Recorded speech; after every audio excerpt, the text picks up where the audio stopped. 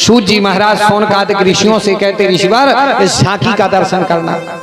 आज द्रौपदी के लिए पता चला मेरे बच्चे मारे गए। द्रौपदी कुरही की भांति रोने लगी, कुरही की भांति रोने लगी, रोते रोते रोते गई और जाकर के कहने लगी अर्जुन से, अर्जुन गांडीव धनुष को एक तरफ रख दो, तुम राजा बनने के लायक नहीं हो। जो अपने बच्चों को नहीं बचा सका वो क्या जीवन में राज्य चलाएगा। गदाधारी भीम अपनी गदा एक तरफ रख दो। भीम कहने लगे क्यों? बोले तुम राजा बनने के लायक नहीं हो। धर्मराज से कहा तुम राजा बनने के लायक नहीं हो। रोने लगी कुरही की भांति। अर्जुन ने हाथ में गांडीव धनुष लिया, प्रतिज्ञा ली, द्रौपदी घबराओ मत, अग्नि में कमल पैदा होवे, सूरज पर शीतलता छावे, पृथ्वी को शेष पलट देवे पर वचन नहीं पलटा जावे। हम प्रतिज्ञा लेते हैं जिसने भी तुम्हारे बच्चे को मारा उसको लाएंगे, उसको तुम सजा देना। आज ये गए और अश्वत्थामा को पकड़ करके लाए, भरी सभा में खड़ा कर दिया। द्रौपदी से कहने लगे द्रौपदी जो बने सो इसको सजा दो। द्रौपदी कहने लगी सरकार इनके लिए क्या सजा दें, क्योंकि एक माँ का ममत्व जाग गया, माँ की ममता जाग गई, इनके हृदय में करुणा जाग गई। द्रौपदी कहने लगी मेरे तो 5 बेटे थे, मर गए, छोटे छोटे थे, अब वापस आने वाले नहीं हैं, लेकिन ये अश्वत्थामा गुरु द्रोणाचार्य का बेटा है, अपने गुरु का बेटा है, और अगर इसको हम मरवा देंगे तो द्रोणाचार्य की माँ को अपनी गुरु माँ के लिए कितना कष्ट होगा। एक माँ ने दूसरे माँ की ममता को समझ लिया, एक माँ ने दूसरे माँ के दुख को समझ लिया। कहने लगी हम नहीं मार सकते इनको। धर्मराज से पूछा भैया बताओ, बोले सुनो जो धर्म कहे, जो धर्म में लिखा हो सो करना। ये कहने लगे ठीक है। वहीं द्वारिकाधीश बैठे थे, द्वारिकाधीश से पूछा आप क्यों नहीं कुछ करते? द्वारिकाधीश बताइए ना, आप रक्षा करो, आप कृपा करो।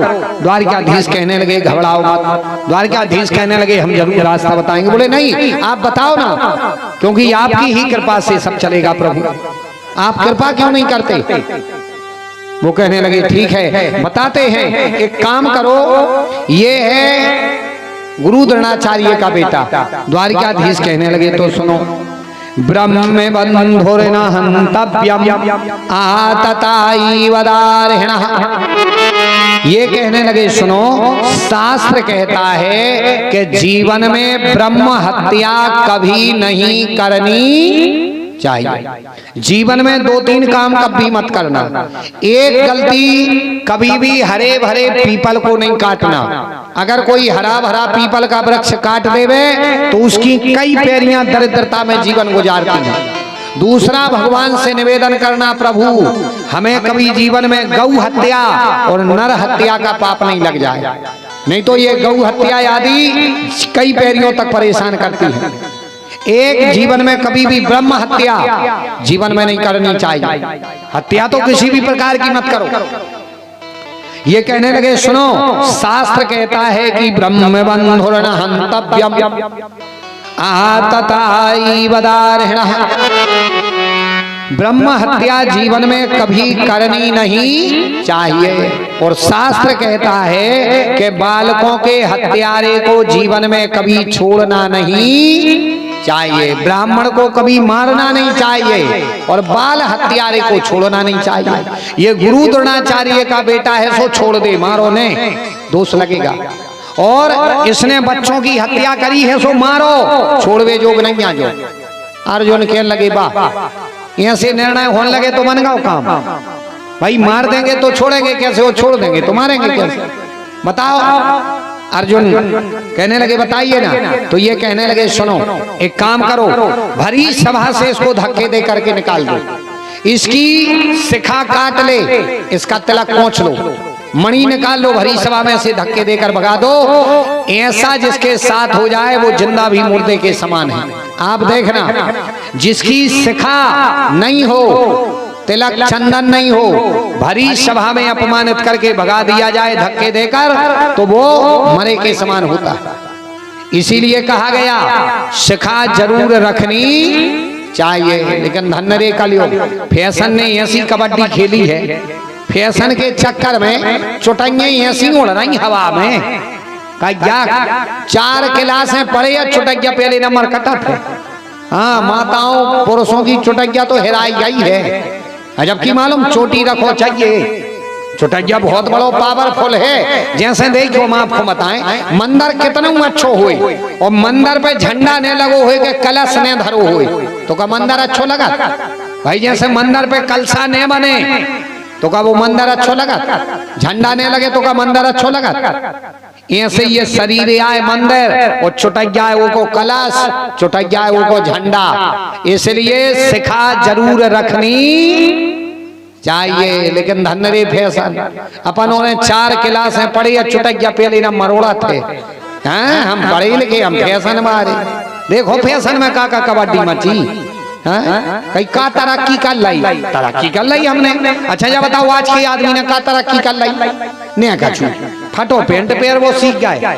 देखो शहरों में का कबड्डी 6 जगह से फटो, ये सो लगा थे 4-5 कुत्तों ने गिया तलाव हुई है। अबे पेंट देखो 6 जगह से फटी, तरक्की कर लाई। अब बा करो कटिंग करवा वो सीख गए। ये तेसे सो पोंछा सो घला ना से ना लोग हलो पोंछा कोनो ना हो वे कट से घलवाए।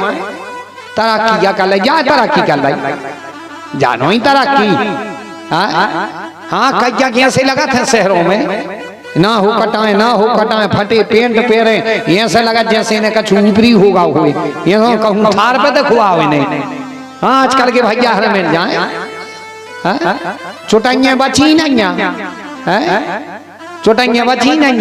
ऐसी फैशन चल रही है कौन की काके में राम नहीं तो मानो ऐसी फैशन का बता। चुटैया पुरुषों की तो छोड़ दे, माताओं लोग हिराज जा रही। माताएं लोग ब्यूटी पार्लर में जा जाके 3 स्टेप 2 स्टेप ले जा रही। ऐसी कटिंग सास का बहू से केवे बहू को समझाऊ थे सास, बेटा देरी दूर को घर है तना ढकी मुंदी रहेगा। सास बहू को समझाओ, बेटा तना देरी दूर को घर है तना ढकी मुंदी रहेगा। और अपन पूछो शहर में कहीं करे बाई कहाँ गई, का बहू बतावे अपन बहू से मुझे कहे बाई कहाँ गई, कहे तो ब्यूटी पार्लर गई। हाँ सास से के मैं ढकी मुंदी रहेगा, बहू से सास के वे बहू से ढकी मुंदी रहेगा। खुद का ब्यूटी पार्लर में जा मैं 2 स्टेप 3 स्टेप है हिप्पी कटिंग करवा के यहाँ जाए। अब बताओ वो बहू रे ढकी मुंदी, ऐसी कबड्डी मची है फैशन में। चुटैया साहब की हिराज जा रही, जबकि सिखा जरूर होनी चाहिए। मस्तिष्क पर चंदन हो चाहिए। अच्छा जब बताओ चंदन काय लगाओ चाहिए? शास्त्रों में तो बहुत है कि तिलक लगाने से शरीर वर्चस्वमायुष्मा रोग मामदा क्षोभमानम महीयते धनम धान्यम पशुम बहुपुत्र लाभम सत संवत्सरम दीर्घमायु। इतनी चीजें तिलक लगावे से मिल जाती, इतनी चीजें तिलक लगाने से। लेकिन अब जाइए ऐसी समझ में नहीं आई आपको, सीधी सीधी भाषा में आपको बता रहा है तिलक लगाने से फायदा क्या है। जैसे ही आप देखियो जंगल में वन विभाग वाले कज्जा पेड़ों पे नंबर लिख देते कि नहीं लिख देते? जंगल में नंबर लिख देते। और जोन पेड़े पे वन विभाग वाले ने नंबर लिख दो तो भड़ियाई करवे जावे जो वो काटत नहीं। उस समझात कहते लिखो है नंबर, माने वन विभाग वालों की नजर में है जो पेड़ो सो कटत नहीं है वो पेड़ो। और जोन पे नंबर ने लिखो होवे सो जे चाहे कुलारी ले आके काट ले। ऐसा ही अगर अपन को चंदन लगो हो जाए माने वन विभाग वालों की नजर में है, भगवान की नजर है अपन पे, अपनो नंबर डरू है। सो जे यम के दूत अपन को काटने पे हैं, जितना कटवे को टेमा है तो भगवान के पार्षद ही विमान में लेकर के जाएंगे। इसलिए तिलक लगाने से ये फायदा होता है, चोटी रखनी चाहिए। लेकिन आजकल अपन सब छोड़ रहे। चोटी हर आदमी की जरूर होनी चाहिए, चुटैया रखो चाहिए। और जिसकी शिखा नहीं होती वो मुर्दे के समान। जो तिलक नहीं लगाता सुबह सुबह अगर ऐसा मिल जाए बिना तिलक का तो उसके दर्शन कर वो भी मना करी गई है शास्त्र में। ऐसे आदमी को मोने देखो चाहिए जो सवेरे से मिल जाए तिलक न लगाए हुए। इसलिए बोले तिलक पहुंच दो, शिखा काट दो और इसके लिए भगा दो। वही किया अब इसके लिए करना था धन्यवाद, लेकिन धन्यवाद कहाँ, इसके मन में तो ये दुष्ट कहाँ सुधरने वाले, इसके मन में आया हम इनके वंश को नष्ट कर देंगे। सो इसने लिया और उत्तरा के गर्भ पर ब्रह्मास्त्र चलाया। उत्तरा रोते रोते आई, कृष्ण कृष्ण महाबाहु भक्ता नाम भयंकरा तुम्हें को दहिमानम पवर्षो गोसी संसरते। रोते रोते आई, कन्हैया रक्षा करो, पाहि पाहि महायोगन देव देव जगतपते, हे कन्हैया हे गोपाल रक्षा करो रक्षा करो। कन्हैया कहने लगे क्यों, मरने से डरता? बोले नहीं, डर नहीं लगता मरने से। अगर हम मर गए तो हमारे गर्भ में इस वंश की निशानी है, बच्चा है, और हम मर गए तो ये वंश निर्वंश हो जाएगा, इसलिए रक्षा करो। कन्हैया ने छोटा सा रूप लिया, उत्तरा के गर्भ की रक्षा की। बाहर खड़े थे एक स्वरूप से। कुंती ने देख लिया, कुंती कहने लगी भगवान आप रक्षा करने वाले हो। कन्हैया कहने लगे नहीं नहीं, बोले नहीं आप भगवान हो।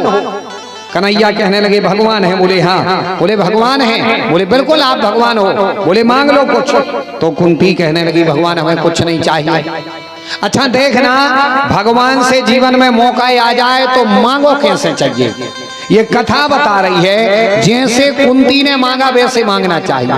इनसे कहा कि मांगो, तो इनने मालूम क्या मांगा, ये कहने लगी भगवान विपदो नैव विपदा संपदो नैव संपदा विपद गोविंद विस्मृति संपदा गोविंद स्मृता। हमारे लिए भगवान जीवन में दुख दे दो और कुछ नहीं चाहिए। हाँ, कुंती ने भगवान से निवेदन किया। भगवान कहने लगे बुआ पहचान गई? बोले बिल्कुल पहचान गए, आप भगवान हो, हम पहचान गए। तो कुंती ने भगवान से कहा, एक भक्त ने बड़ा सुंदर भाव लिखा, हमें आपको भी भगवान से निवेदन करना चाहिए। एक भक्त लिखता है कि